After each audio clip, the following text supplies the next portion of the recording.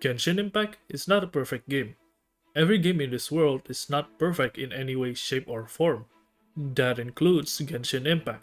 Whether it could be the problem with game design or content wise, here are the problems with Genshin Impact.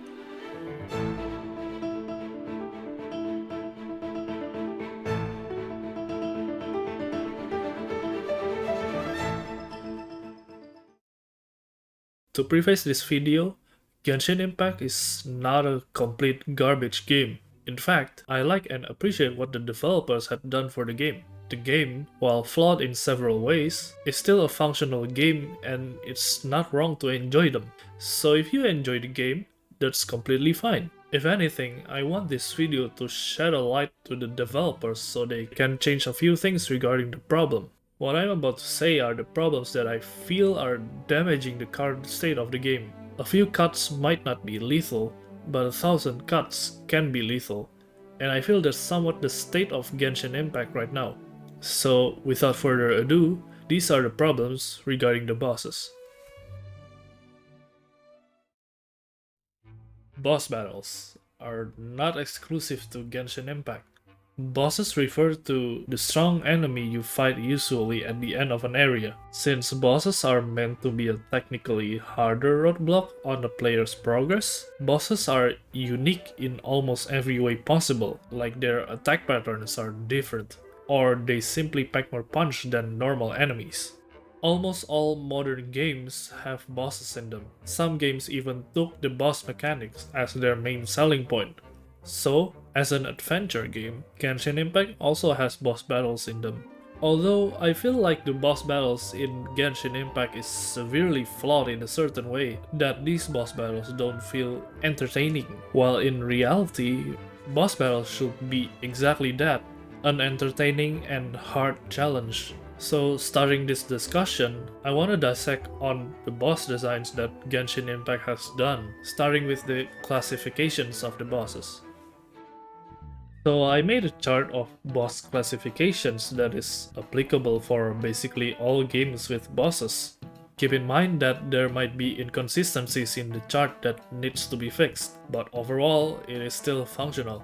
So the purpose of this chart is to classify the type of boss purely for speculations on the variety of boss designs in a video game, or simply just to identify which part of the chart has your favorite bosses. It's kind of like a personality test for bosses. I made it specifically for a visual aid on topics of bosses in video games. To explain the chart, the vertical line refers to the body size and the skeleton of the boss, basically just how the boss looks like and how big it is. The more to the top it goes, the boss is, well, a monster boss, while more to the bottom means the boss is human size and is a humanoid. The horizontal line refers to whether if the battle is more reliant on general knowledge or has a gimmick, requiring you to use certain strategies to fight it. Keep in mind though, because the chart did not determine the difficulty of the boss. So putting in Genshin Impact's bosses into the chart, the result is this. On the left is the chart for weekly bosses, and on the right is the chart for all repeatable bosses. Do you see the problem here? Let's compare this chart with another chart for another game. Let's take Elden Ring for example. This is the boss classification chart for Elden Ring. Let's take another example with Monster Hunter Rise. Well, since Monster Hunter's whole game is about monster boss battles, the vertical line is now just the size of the monsters. And this is the boss classification chart for Monster Hunter Rise. So the problem is quite apparent here that Genshin's boss design skews more towards monster type boss battles, and a lot of those are gimmicky battles. This is completely fine by the way. If you want to make a game full of gimmicky monster boss battles, that's okay. But when you have humanoid bosses and are not a gimmicky boss battle, it's clear that they want to tackle every variety of boss battles. So with this, the problem comes with the variety of bosses in the game. There are not enough humanoid bosses to compensate the overflowing amount of monster bosses Genshin had in the game. Furthermore, the amount of gimmicky bosses also doesn't compensate the amount of bosses that only require general combat knowledge. Speaking about general combat knowledge, let's talk about Genshin's combat system. I'm not talking about elemental skills or bursts. What I'm talking about is the moveset of every weapon type in the game. As we all know, every weapon type has normal attack, charge attack, and plunging attack. Every character has these, which varies in terms of animation and some additional properties, like for example, Claymore being able to chip geostructures, or Catalyst being purely elemental damage. But we are just talking about the offensive part of the combat. What about the defensive part? Well, unfortunately, this is one of the problems that I believe plagues Genshin Impact for a long time. The only means of defense in Genshin Impact is only by dodging with dashing. Of course, there are other characters that have more defensive capabilities in form of their elemental skill or burst, but that means you don't always have a defensive means in the battle. Sure, I can just put Beidou in my team if I want access to parry, but what if I don't have Beidou?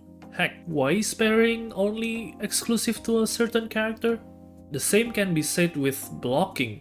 Well, blocking in this game refers to as shields from, again, a certain number of characters.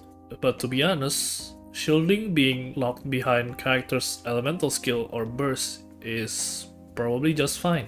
But what about blocking with, your weapon? The lack of available defensive capabilities in combat seems trivial at first, since the majority of the gameplay of Genshin Impact is you killing groups of enemies, but the game not having much defense options limits the potential of a boss battle being fun and different.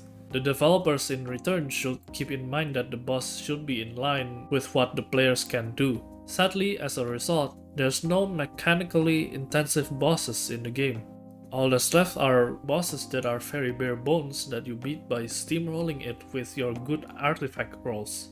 There are no bosses that is weak after you parry the boss, because you can't parry in general, or bosses in which their attacks can be blocked with your weapon and then it reveals a weak spot on the enemy. I feel there's a lot of missed potential in the boss designs. On the next point though, let's take a look at every weekly bosses to see where they all go wrong. Cause oh man, there's a lot of problem with weekly bosses in the game. I'm gonna try to speed through the points on each weekly bosses and express my thoughts on them, because if not, this will take a lot of time to finish. So let's start up with Andreas. Andreas is immune to Cryo and Anemo. The first phase has telegraph attacks and you can just burst it down quickly. Opening the second phase, Andreas has a time invulnerable state and all you can do is dodge his attacks until his attacks ended with him entering second phase. This invulnerable state makes the fight really tedious and it just serves as time consuming more than anything. And the second phase is basically the same as the first phase, but Andreas just stands in one place. A quick look at Andreas. The boss fight is somewhat anticlimactic since Andreas didn't have much health to begin with, and since you can just steamroll it to death, it is just a very easy and boring boss to fight. The next boss is the Valin or Storm Terror. The boss is a platforming gimmick boss in which you have to jump to another platform if you fail to burst down Valin in one go. So, the Valin is flying in the majority of the battle, and if you don't have a bow character, you have to wait for him to slam his hand so you can hit his hand to deplete his shield meter. After the shield is gone, you have to climb up his neck and hit the giant weak point at the neck. If you fail to do this within a certain time frame, you have to switch to another platform since the platform you're on will deal damage to you continuously, and basically repeat until the health is depleted. As complicated as it sounds, it wasn't too complicated since a lot of what you're doing is wait for him until he can be hit. Switching to Liyue, let's start with Child. Child has 3 phases in which 2 of them isn't really considered as 2 separate phases. On the first 2 phases, you just fight Child in 2 different elements, Hydro and then Electro. In these phases, you can just burst him down quickly to the point where he needs to do an animation to change his element and burst him down again. His attacks are not too lethal as well, so it is a cakewalk. But then entering the third phase, a cutscene plays every time he enters it, making it a considerable time loss for basically something that you can skip entirely. And then the third phase is basically the same as the first two phases, where you just burst down his health. But this time his attacks hits harder very considerably. Sometimes he does this chain dash attack that doesn't let you hit him while he's doing it. And yeah, that's pretty much it for Child. Child as a boss is playing with a lot of downtime between phases, while he also looks cool with his attacks. At late game, you can't see most of his special attacks, like his whale attack, because he suffers similarly with Andreas for having a really low health pool. The next boss is Ashdaha, and oh boy, this boss is by far the most problematic boss in the game. Same as Child, Ashdaha has 3 phases, but in the form of a single health bar. That being said, you can't damage to his health if they haven't finished his animation that transforms him to the next phase, and that animation took way too long for 2 phase changes. Other than that, he will do numerous slam attacks that is undodgeable unless you go out of the circle.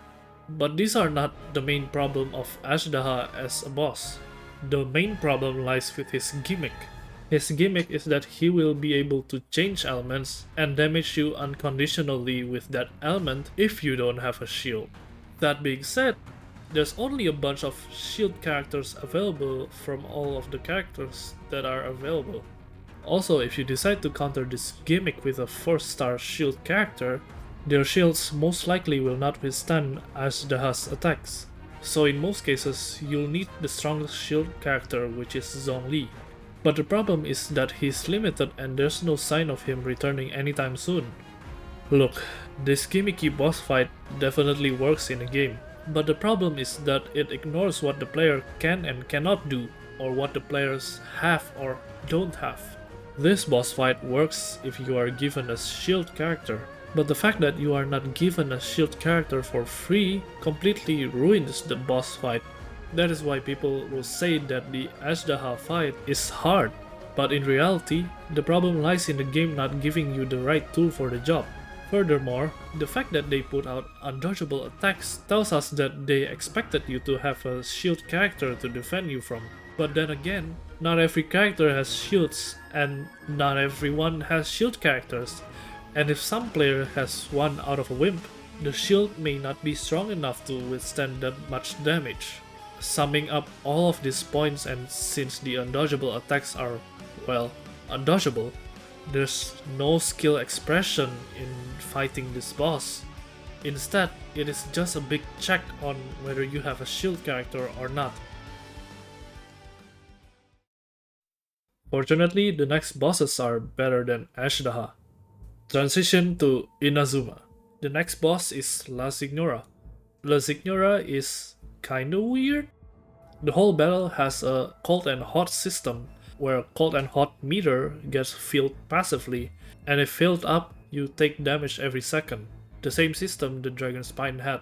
It surely gets annoying sometimes, but it is not a quick problem since the solution is in the arena itself. There are 4 objects in the corner of the arena, which when destroyed empties the cold and hot meter, disabling the effect immediately. This is a good gimmick to have in a boss. But how about the fight itself? Well, it's not that bad. La Signora has 2 phases. The first where she uses cryo element, and the second where she changes to pyro element. The first phase, you get to freely burst her down to a certain health. And there's another gimmick where she's frozen solid and you have to melt the ice, presumably with pyro element. If you don't have a pyro character in your party though, you're not doomed to lose, because there are red butterflies flying around after the ice is formed, and when you pick it up, helps you melt the ice. Once melted, you turn to the second phase where it is also a burst battle, but more annoyingly she will teleport around the arena and she can't be damaged while she teleports. But the fact that there's no timed invulnerable state makes the boss so much better and enjoyable to fight. Sure, there's also an invulnerable state where she became a fire tornado nearing the end of the battle, but you can actually burst her down before she does that, making it somewhat of a skillful occasion in which it is rare to see in Genshin Impact. Overall, this is one of the better bosses in the game, albeit a little annoying due to the cold and hot gimmick. But continuing to the last boss we currently have in the game, it is Magatsu Mitake Narukami no Mikoto, or just Raiden in short. Raiden doesn't really have a health gated phase like other bosses have. Instead, Raiden has a power up mode after a certain time. Actually, I don't really know what triggers the power up mode other than this meter below her health. This boss is the best when you want to express your skill, or rather your well built party. You can actually burst her down with one go without her going into a power up state that I mentioned before. So her normal state is a normal fight against humanoid enemies, but you can't juggle her that stun slots her. Then you go to the power up state, which makes her more menacing than before. Attacks are more devastating, and she gets this electro shield that blocks her health from decreasing, and the shield will deplete with time. So in this state, despite the fact that you can't damage her health, you can actually still fight back with Pyro or Cryo to deplete her shield more quickly, unlike other bosses with their timed invulnerable state. It really feels better when you actually have a fighting chance. The biggest elephant in the room, however, is the one-hit attack that should be blocked by creating a barrier by attacking it using Electro. So in short, you'll need an Electro character to counter that, which in my opinion is still way better than Ashdaha's case where he needs a shield character. This is all because of Lisa. The existence of Lisa in this case really saves the boss having a gimmick here, because you get her for free at the start of the game. The simple solution of availability makes so much of a difference in each of these cases, and the Raiden boss fight takes the win on this one. And finally, once you depleted her shield, you'll get a huge amount of downtime to freely hit her. All in all, Magatsu Mitake Narukami no Mikoto is a great challenging and balanced boss in aspects of her attacks, gimmick, and the time you get for surviving her power-up mode, and in my opinion, this is probably the best boss fight in the game right now. Alright, I think I've exhausted my arguments of bosses in Genshin Impact. Now let's summarize every point that I've made throughout this video. The pool of bosses is not varied. Most of the bosses are monster bosses and gimmicky bosses, while there's not enough humanoid or general knowledge bosses. Genshin Impact's combat system has fewer defensive options that results in less creative boss designs. Most bosses have a time invulnerable state that you have to wait, making the boss more tedious and time consuming. Some bosses can be steamrolled, making the boss anticlimactic. Ashdaha is the worst offender of boss design, requiring you to use certain characters that can shield, and most of his attacks are undodgeable. So with that out of the way, I wanted to present what I think are the solutions for some of the problems, because I think Genshin Impact as a base game is really great and I don't want it to die. So I hope these solutions can make the game better in comparison. Okay, since Ashdaha is the biggest problem in my opinion, I think it's better to have some shield characters to be given for free throughout the main quest. It is the easiest solution for the massively overcomplicated fight that is Ashdaha right now. Or for a better solution in my mind is reworking the Geo MC skill set to be more focused on shields. Having the Geo MC's kit to fit more of a burst damage dealer with their skill is kinda weird considering how Geo as an element is based on generating shield. So why not give Geo MC's skill a shield like what Zhongli did? I know that Crystallize already does that, but Crystallize shield strength is pretty weak. If the addition of shield generation in Geo MC's skill doesn't work, then probably rework the Crystallized shield system so that they don't only just scale with character level and elemental mastery. I mean, look at this!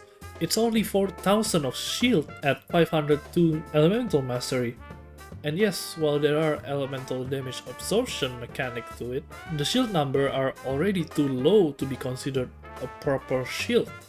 The better solution is to make the crystallized shield to also scale with either defense or HP, so to incentivize the use of defense and HP stat while also making the crystallized shield stronger. So yeah, it's either one of them or all of them is fine. I'd be happy if all of these are applied.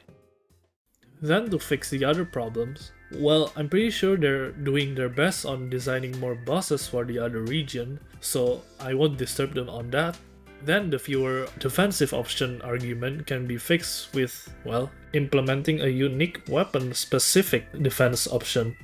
As you all know, the right-click button and the shift button for PC Genshin is mapped to dodge. Rather than having both of the buttons do dodge, have the right-click to an alternate defense option that is unique to each weapon type. For example, the Claymore blocks attacks in front of you similar to enemies' wooden shield mechanic, or Catalyst creating an orb of element around the character to defend. The possibilities are endless here, and I think it won't ruin the flow of normal and boss combat, but instead it could enhance it. I know this means additional animations needed to be done, and possibly new talents to level up, but I think it is worth the risk, and it is better to implement it now when the characters are at the minimum, since the longer it takes, more characters are gonna be released and there's more work for this. And for the rest of the problems, I think shortening the invulnerable state is a good start for it. And for the anticlimax argument, putting more HP to the boss is a good start for that too. Or better yet, add a new higher difficulty for the boss that has more HP and more damage dealt to you. This way, the bosses are not anticlimactic, and the bosses will feel intimidating again, because that's what a boss should have been. A challenging roadblock, but also a fun and rewarding challenge.